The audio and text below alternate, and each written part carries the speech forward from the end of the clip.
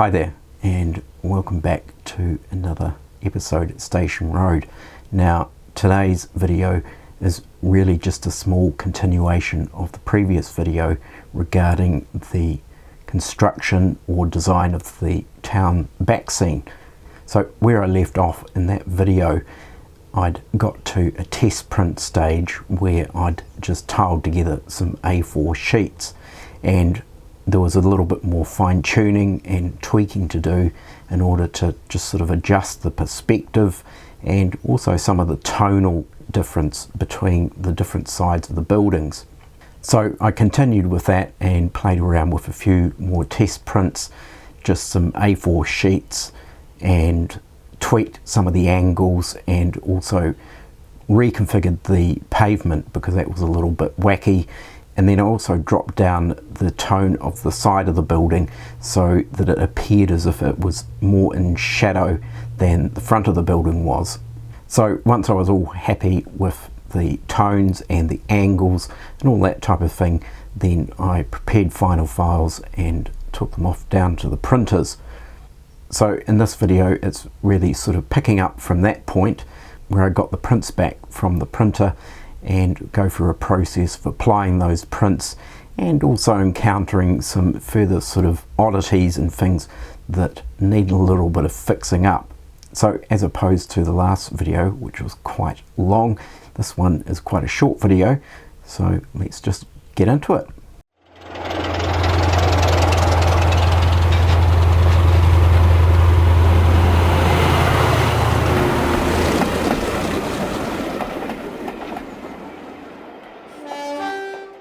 So these are the final prints which I've got done at local printers, and I actually use the print copy centre at Warehouse Stationery here in New Zealand. It's just really the cheapest option and they actually produce a pretty good print.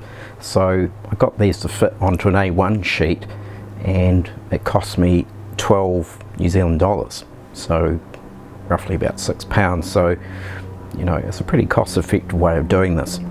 So one of the essential tools I find when it comes to applying sort of large areas of backdrop onto a base sheet is one of these rollers, and it just makes light work of applying this.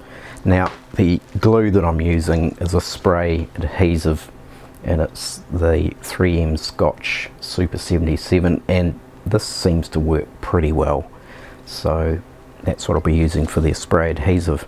So we'll get these applied and we'll do this while I'm videoing, so there's just that little bit of added pressure that it goes down how it's supposed to and I don't end up with any cock-ups. So I'm just going to give this a good shake and go over the back of this, and I'm just using a bit of card to spray this on because of course you're going to get excess sticky spray going everywhere. And I've given the print quite a bit of bleed on the top for trimming, and it's a little bit of bleed at one end, so really essentially the idea is that I'm lining it up from one corner.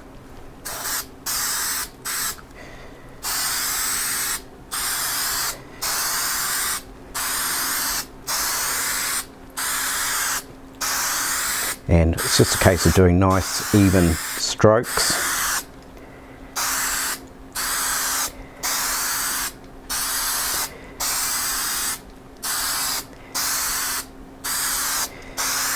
And getting a reasonably good coating across this.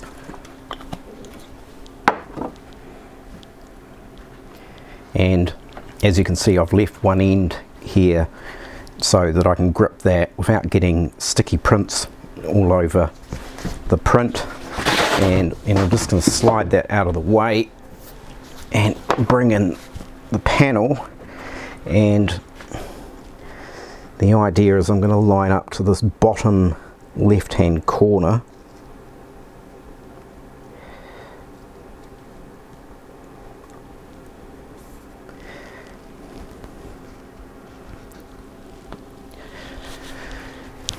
and get the roller out. And with the roller it's a case of starting in the middle and working your way out to the edges.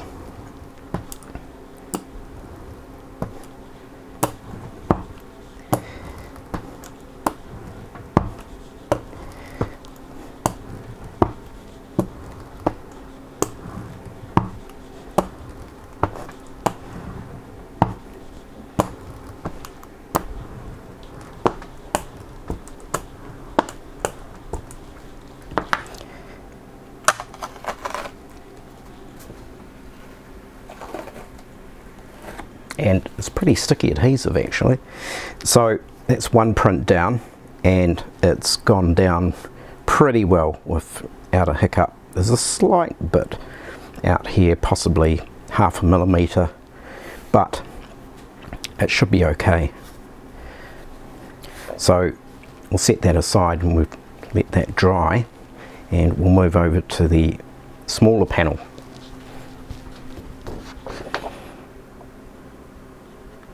Now I'm just carefully placing that in the middle and not on top of any excess spray, because that could prove a disaster.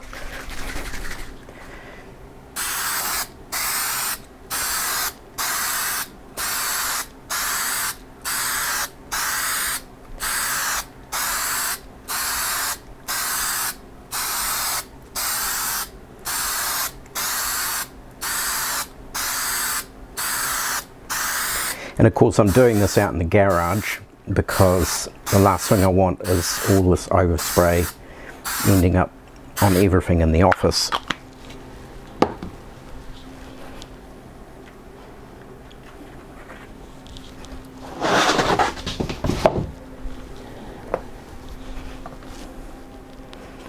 And it's the same with this one.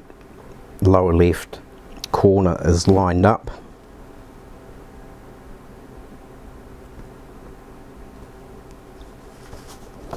Oops.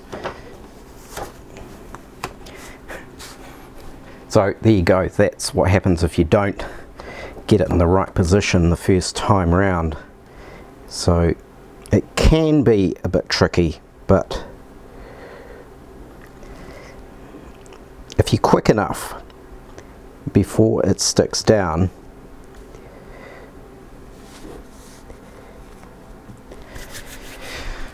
you can lift it up.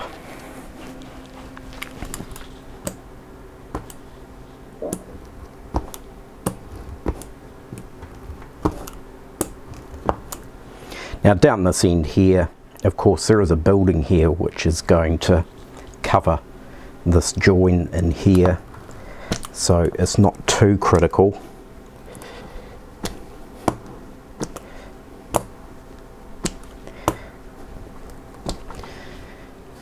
Now as you can see in this one here, I've actually put some terraced houses in the background just to fill the space a little bit, and that has been photographed from another set of Metcalf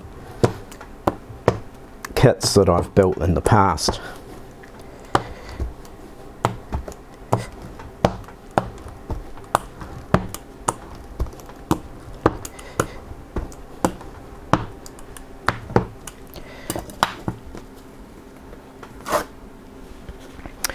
Right, so there we have the second panel. So we'll let these dry for a bit before I trim them. I think it's quite important, don't trim them now because the paper can tear, so it's definitely worth waiting till they're fully dry before we trim the excess print that's off the back. So I thought I'd just mention with this print that I just got done is you don't always get the same color that you're hoping to get and the color matching the print that you might have done on your home printer. And in this occasion here, I noticed that this wall here has actually come out a lot more saturated and pinkish than I would have liked. It really does look a little bit too bright and intense. Now I guess I could have fiddled around with the color settings in the file and gone back down to the printers and got a reprint, and I guess, you know, you can do that because for $12 it's neither here nor there in terms of expenditure. But I think in this situation I'm just going to do a little bit of a hack, and from one of the test prints that I did, I've actually cut out the wall section from that, which I prefer the colour and tone of, and I'm actually just going to glue it over the top, and I'm pretty sure it's going to look reasonably okay.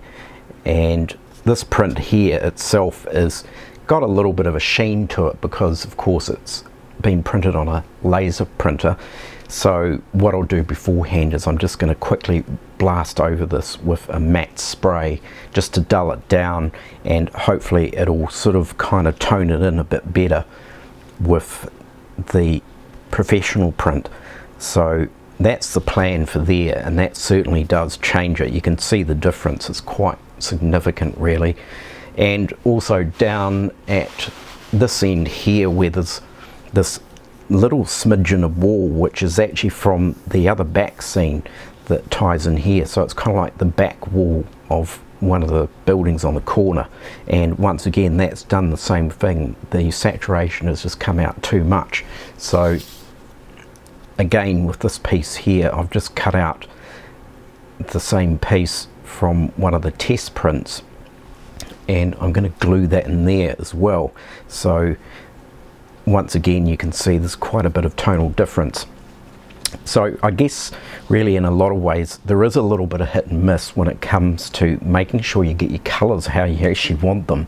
So what you might see on the screen might look great, and what you print out on your printer at home looks fine, but when you go to a professional printer the colours may come out slightly different to what you intended. So in hindsight, possibly what I may have done and may do in the future is maybe provide a couple of files to the printer, pay the little bit of extra, and the files will have different tones in it, and it's just simply a case of picking the one that suits you best. So I've now trimmed off all the excess, and you're probably also wondering why is there a big hole in the back scene now, and that is really to cater for some somewhat dodgy wiring that I did to the back of this building, which is this here. So rather than me rewiring this building, which is that one there, I thought I'll just cut a hole out of the back scene so these wires can just feed through, because everything sort of pokes out too much. And I did the wiring on this at a time before I sort of got into nano LEDs and much thinner wiring, so that's the reason for the hole in there. So it's certainly looking the part.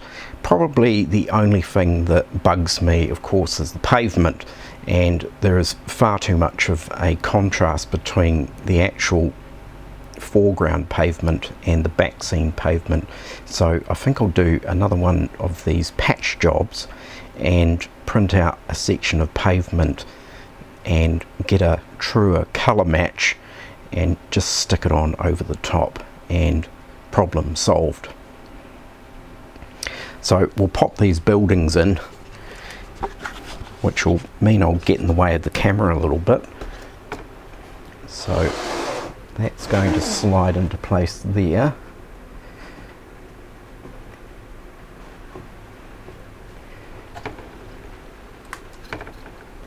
And we'll take all this tape off here.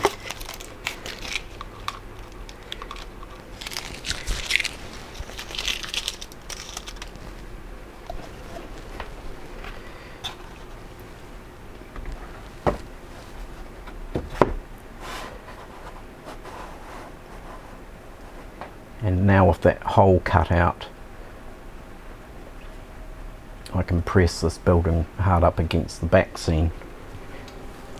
So yeah, it's definitely looking reasonably good, and as I mentioned, it's that pavement. I've got to do something with that, and then I think we're pretty good to go with this back scene. So there we have it.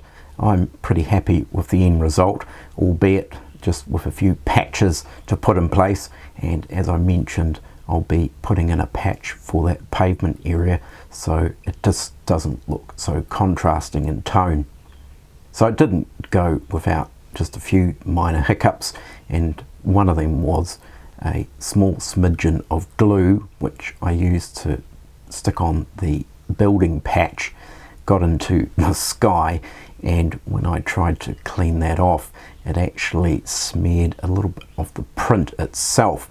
So once again, rather than having to do a reprint or anything like that, I thought maybe I could put a flock of birds in the sky and just simply cover it up. So that's my plan to fix that particular hiccup. So one of the other things you may have noticed in the video is the buildings next to the building that's got all the wires poking out the back of it is got no backing to it at the moment. Now I've left that open at the moment because I'm sort of umming and ahhing whether to actually detail the insides of that particular building and also add some lighting into that as well.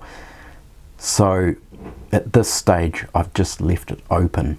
So that pretty much finishes it off for the back scene around this particular area of the layout. So I'll sign off for now, and I certainly hope you've gained some ideas and tips from this video and the previous one. Do take care everyone, look after yourselves, don't forget to like and subscribe, and I will catch you next time. Bye for now.